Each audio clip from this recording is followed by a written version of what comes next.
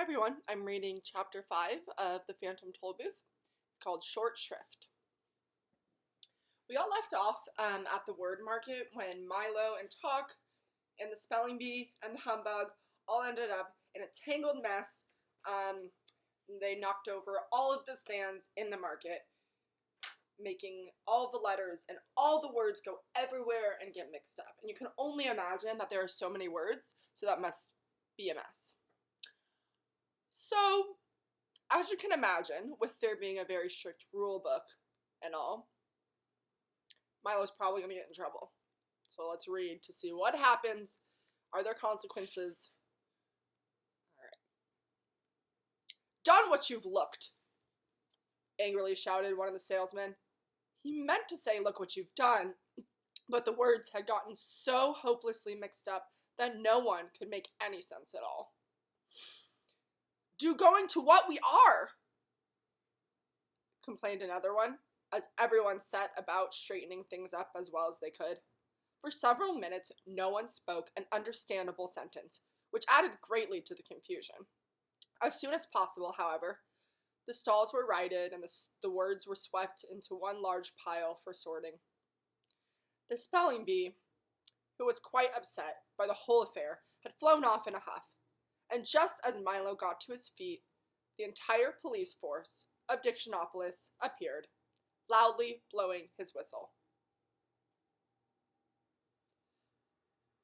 So I noticed something funny. It said the entire police force showed up, but then it said loudly blowing his whistle. So it must only be one person is the entire police force. "Now we'll get to the bottom of this," he heard someone say. "Here comes Officer Shrift." Striding across the square was the shortest policeman Milo had ever seen. He was scarcely 2 feet tall and almost twice as wide, and he wore a blue uniform with white belt and gloves, a peaked cap, and a very fierce expression. He continued blowing the whistle until his face was beet red, stopping only long enough to shout, "You're guilty! You're guilty!" at everyone he passed. "I've never seen anyone so guilty," he said as he reached Milo. Then, turning towards Talk, who was still ringing loudly, he said, "Turn off that dog. It's disrespectful to sound your alarm in the presence of a policeman." He made a careful note of that in his black book and strode up and down, hands clasped behind his back, surveying the wreckage in the marketplace. Very pretty, he scowled. "Who's responsible for all of this? Speak up, or I'll arrest the lot of you." There was a long silence. Since hardly anybody had actually seen what happened, no one spoke. "You," said the policeman, with pointing an accusing finger at the humbug, who was brushing himself off and straightening his hat. "You look suspicious to me." The startled humbug dropped his cane and nervously replied, "Let me assure you, sir, on my honor as a gentleman, that I was merely an innocent bystander, minding my own business, enjoying the stimulating sights and sounds of the world of commerce, when this young lad—" "Aha!" interrupted Officer Shrift, making another, you got a big picture, I'm going to show you in 1 second, note in his little book, "Just as I thought. Boys are the cause of everything." Don't get mad at me, you guys. Just don't get mad at me. I didn't say it. Didn't come out of my mouth. Okay, it's the words of the book. But that's Officer Shrift.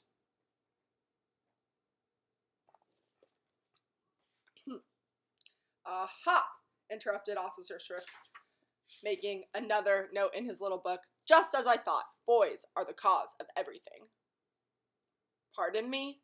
insisted the humbug, "but I in no way meant to imply that." "Silence!" thundered the policeman, pulling himself up to full height and glaring menacingly at the terrified bug. "And now," he continued, speaking to Milo, "where were you on the night of July 27th? "What does that have to do with it?" asked Milo. "It's my birthday, that's what," said the policeman, as he entered, "Forgot my birthday," in his little book. boys always forget other people's birthdays. You have committed the following crimes," he continued, "having a dog with an unauthorized alarm, sowing confusion, upsetting the apple cart, wreaking havoc, and mincing words." "Now see here," growled Talk angrily. "And illegal barking," he added, frowning at the watchdog. "It's against the law to bark without using the barking meter. Are you ready to be sentenced?" "Only a judge can sentence you," said Milo, who remembered reading that in one of his school books. "Good point," replied the policeman, taking off his cap and putting on a long black robe. "I'm also the judge. Now, would you like a long sentence or a short sentence?" A short one, if you please," said Milo. "Good," said the judge, rapping his gavel 3 times. "I always have trouble remembering the long ones. How about I am? The shortest sentence I know." Everyone agreed that it was a very fair sentence, and the judge continued. "So I am." So what he's doing here, I'm going to pause for a second and talk to you, again, is like a play on words, which you're going to see throughout this entire book. So Zion, don't complain. Get over it. Once you start noticing all of them, it becomes really, really exciting, and you start predicting that they're coming, right? Like the spelling bee thing. So, he's asking him, do you want a short or a long sentence? And a sentence is usually what refers to when somebody goes to like prison or to jail, they serve a sentence, right? It's the time that they spend there. And so Milo's like, I guess I want a short sentence. And he says, I am, period. That's the shortest sentence I know. So instead of thinking of like an actual sentence, like you're sentenced to 10 years in jail, he says, I am. Like here's a sentence, an actual like word sentence.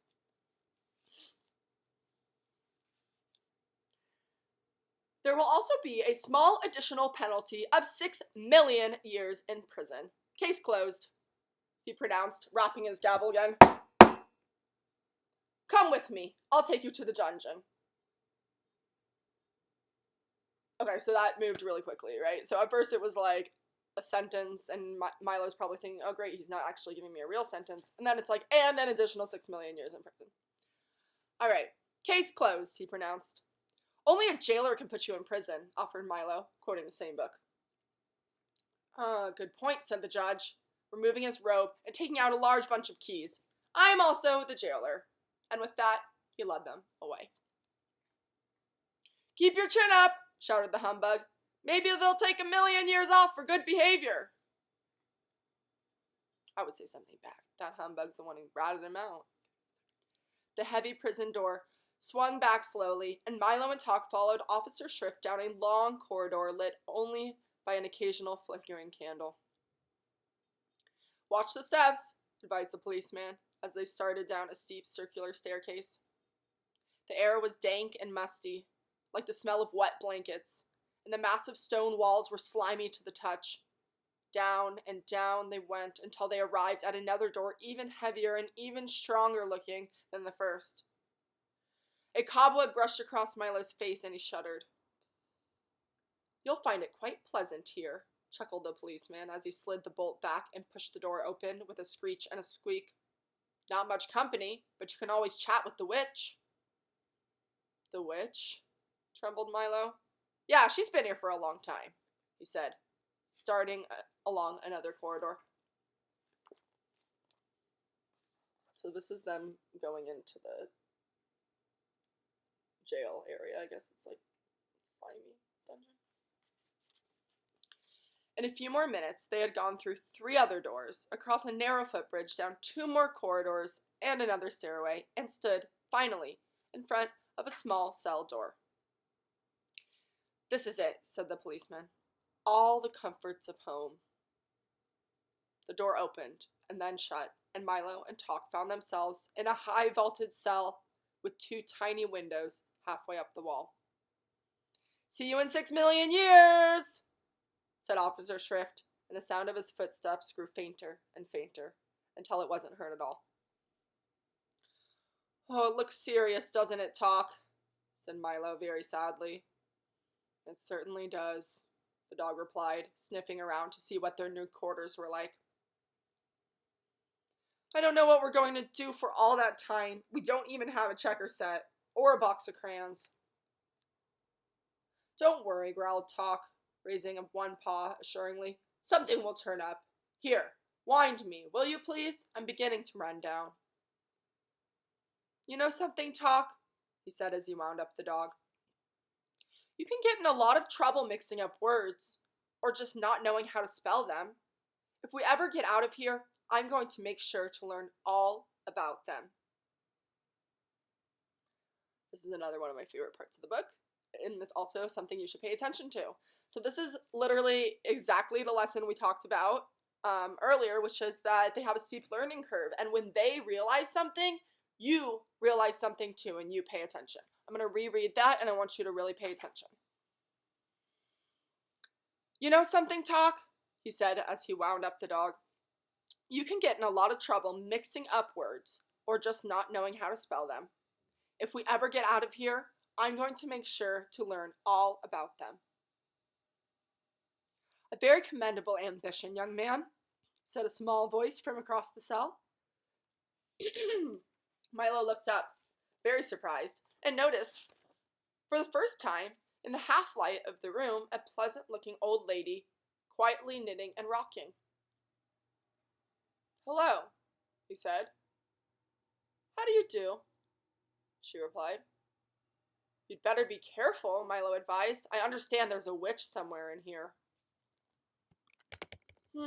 I am she, the old lady answered casually, and pulled her shawl a little closer around her shoulders. Milo jumped back in fright, and quickly grabbed Talk to make sure that his alarm didn't go off, for he knew how much witches hate loud noises.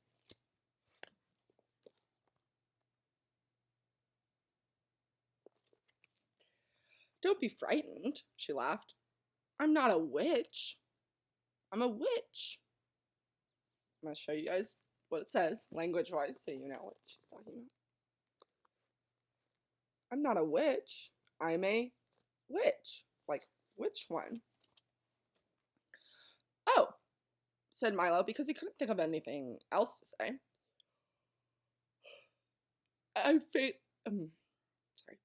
I'm faintly macabre, the not-so-wicked witch.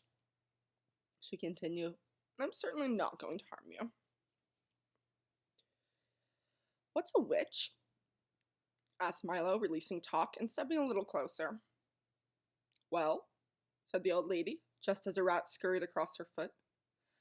I am the king's great-aunt. For years and years, I was in charge of choosing which words to be used for all occasions, which ones to say and which ones not to say, which ones to write, which ones to choose, which ones not to write. As you can well imagine, with all the thousands to choose from, it was the most important and responsible job. I was given the title of Official Witch, which made me very proud and happy. At first, I did my best to make sure that only the most proper and fitting words were used. Everything was said clearly and simply, and no words were wasted. I had signs posted all over the palace and the market which said, brevity is the soul of wit. So brevity is like shortness, is being brief, keeping your words to the point. But power corrupts, and soon I grew miserly.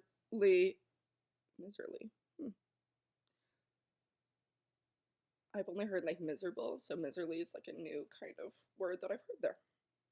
But power corrupts, and soon I grew miserly, and choose fewer and fewer words, trying to keep as many as possible for myself. I had new signs posted, which said, an ill-chosen word is the fool's messenger. Soon, sales began to fall off in the market. The people were afraid to buy as many words as before, and hard times came to the kingdom. But still, I grew more and more miserly. Soon, there were so few words chosen that hardly anything could be said, and even casual conversation became difficult. Again, I had new signs posted, which said, "Speak fitly," or "Be silent wisely." Finally, I even had these replaced by ones which simply read, "Silence is golden." All talk stopped. No words were sold, the marketplace closed down, and the people grew poor and disconsolate.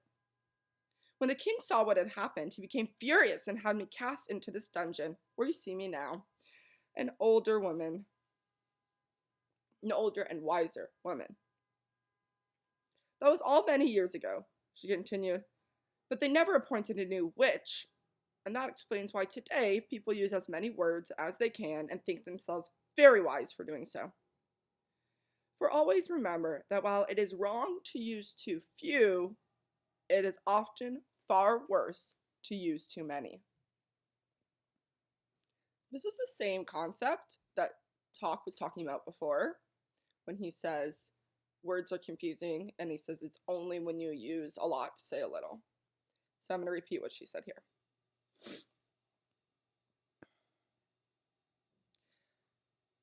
For always remember that while it is wrong to use too few, it is often far worse to use too many.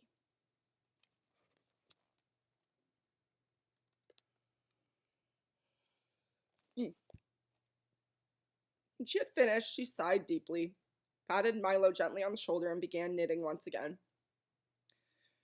"Have you been down here ever since then?" asked Milo sympathetically. "Yes," she said sadly.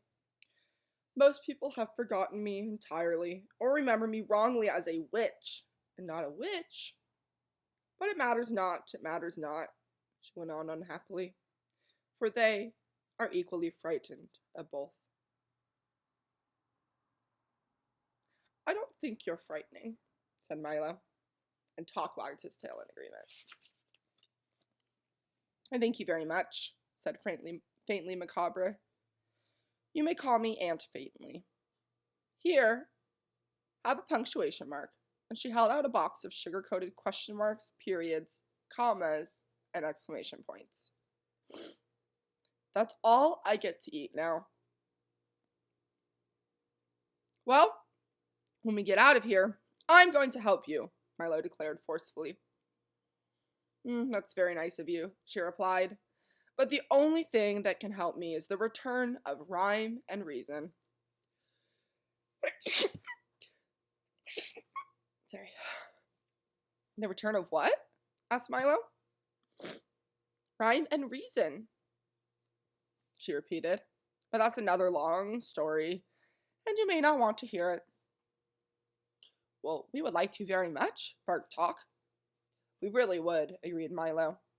And as the witch rocked slowly back and forth, she told them this story. That leaves you to chapter 6. It's called Faintly Macabre's Story.